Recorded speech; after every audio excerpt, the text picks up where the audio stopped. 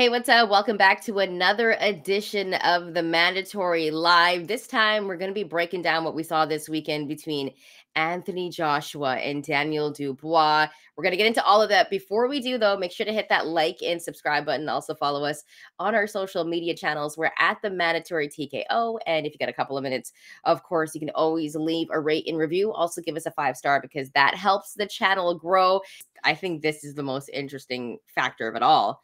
What's next for Daniel Dubois after beating Anthony Joshua? Are we going to get that rematch with him and Alexander Usyk? Because remember, he did knock down Usyk, but then it was called that he hit below the belt. So it wasn't called the knockdown. But if it was, very interesting. So what do you think happens right now with Daniel Dubois? What I would like to see is Daniel Dubois get the rematch if Alexander Usyk beats Tyson Fury, because we have to keep saying that because it's not a given. Okay, it's not a given. I like Tyson Fury the first fight, and part of me is kind of like, like what if because he did rock Usyk a few times in that fight, but Usyk didn't drop, wasn't knocked down, which is remarkable. That as a heavyweight who used to be a cruiserweight, who used to be a middleweight, as Tyson Fury jokes, because that did I think Usyk fought Sean Porter as an amateur middleweight, which is ridiculous. Like, I would love to see that fight. I haven't seen footage of it. Yeah, I think there's a lot here that Daniel Dubois could do. The number one option to me is the winner, obviously, of Alexander Usyk and Tyson Fury, assuming that he doesn't have to fight Anthony Joshua in a rematch. I don't think it's necessary, but like if you want to get a bag, Daniel Dubois, potentially sell out Wembley Stadium again, because where else are you going to put that fight? I wonder what the attendance and all that stuff will be and things of that nature. And I do think that would still be a big deal. But I think you fight Alexander Usyk. If he beats Tyson Fury, you get the rematch.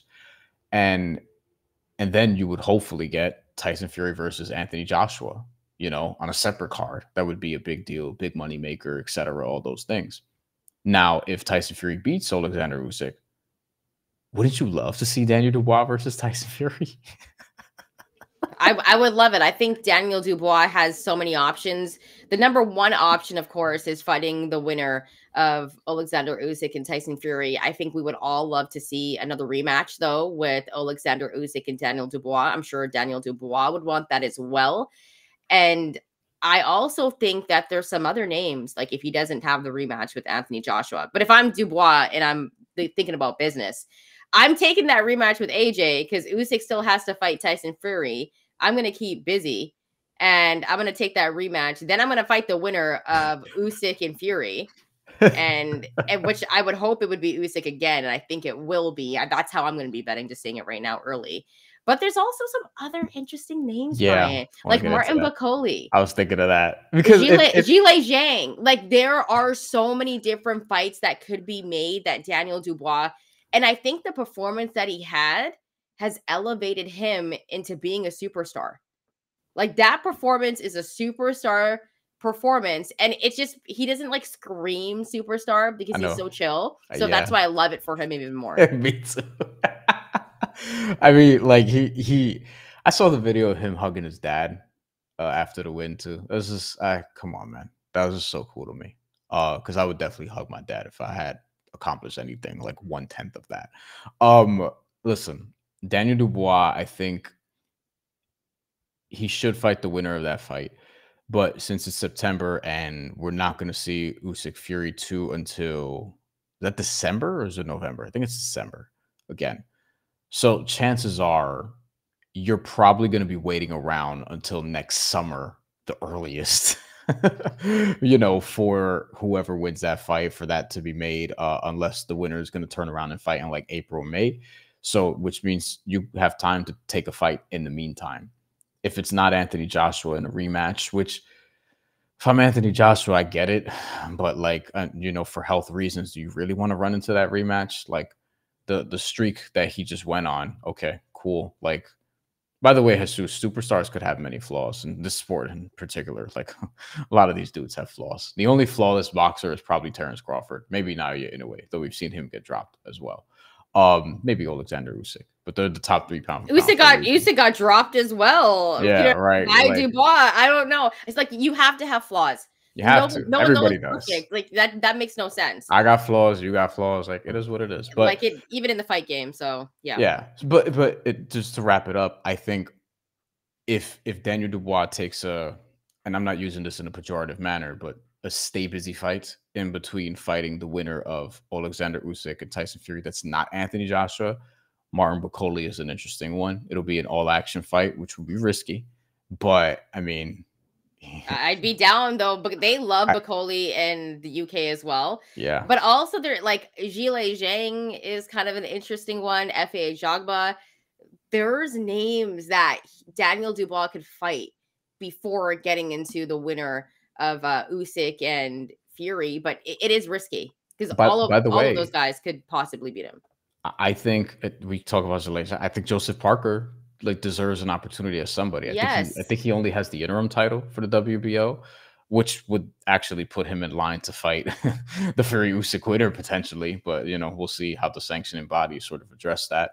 The IBF does what the IBF does, the WBO does what the WBO does, or whatever. But there are a lot of fights that Daniel Dubois could have, and I hope he's embraced because he's a legitimate star now. I wouldn't say he's unbeatable. I think he can lose one of his next couple fights because part of this is also not even just his flaws, so to speak, but it's also this heavyweight boxing. Like, you don't really go undefeated in this weight class. As Shantelle was talking about earlier, Muhammad Ali he had 5 losses in his career. Now, 2 of them were in his prime, and one of them was debatable. But at the same time, he did have losses. Mike Tyson, people will say 6 losses. He had 6 losses. 6, but the peak version of him, unbelievable. 1. Yeah. I mean, if you want to say he was still peak for Holyfield, but Mike Tyson had other shit going on. He did, but my favorite boxers have L's except for Andre Ward.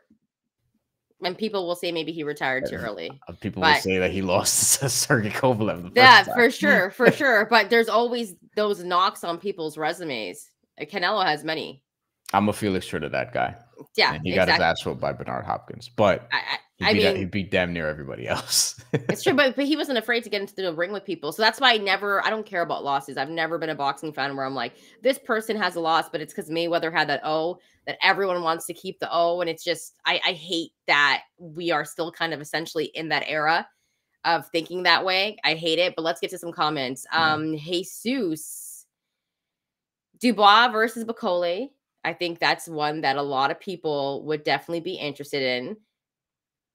Can anyone imagine a hybrid cross mix between Terrence Crawford and Jaron Ennis, but has a heavyweight boxer?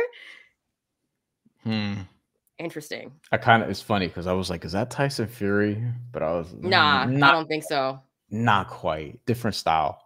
Tyson Fury is he's a pretty one of one type of heavyweight though. Just the peak of him, just in terms of the footwork, the boxing ability in that weight class, and he could finish. And the power. And size. The only thing that I'll say is he doesn't scream athleticism like Bud and Jaron Ennis. Like you can tell they have a different type of athleticism that you can see. That's why Tyson Fury is even more impressive. I'm not going to make in my joke, opinion. but I'm not going to make. You know what I'm saying? You know what joke I'm going to make. But I'm not. Yeah, but I'm just saying he doesn't scream like, "Yo, I'm crazy." He is though. He's nimble on his feet. Yeah. You know what I mean? But he doesn't scream it. So when you mention Bud and Jaron Ennis, I'm like, yeah, but they're hella athletic, and you can tell, right? It's kind of one of those things. Let's get to another one. This is an interesting one. Daniel Dubois was robbed in the Usyk fight. I mean, yeah, I thought it was a knockdown. A lot of people think this. A lot of people think this. And he took the full 4 minutes. I wonder if it was if they called it a knockdown in the moment, would Usyk have just gotten up? I think so. There's so many what ifs there. That I want to see that rematch because I need the loop closed on that one. So exactly, and that's what we're waiting for. John Lee, thanks for joining the show this morning. Wouldn't this be the perfect time for Anthony Joshua, Deontay Wilder after both of their recent losses? I you know what? This is kind of crazy, but I still think I need to see AJ and Tyson Fury because for me, I don't want to see Wilder in the ring ever again. Wilder's lost 4 of his last 5. Even though the way AJ just lost was bad, like extremely bad. But the Wilder one against Zhilei Zhang was just as bad. I didn't even want to watch it at one point. I was like, this is hard to watch. Yeah, it was tougher than watching Triple G's last fight for me. Oh yeah, because Triple G never got dropped. Like Wilder's at Wilder's peak, like right before the Tyson Fury fights, and I still think he was at his peak in the Tyson Fury fights. But you see where I'm going here. Like, I was stunned that he even got dropped, just because I was like, I wasn't particularly, because we've seen him take some shots before that. I was like, maybe he has a little bit of a chin. You know, what worried you was like him getting hit, not actually him getting dropped. And then he just, now forget it. Like.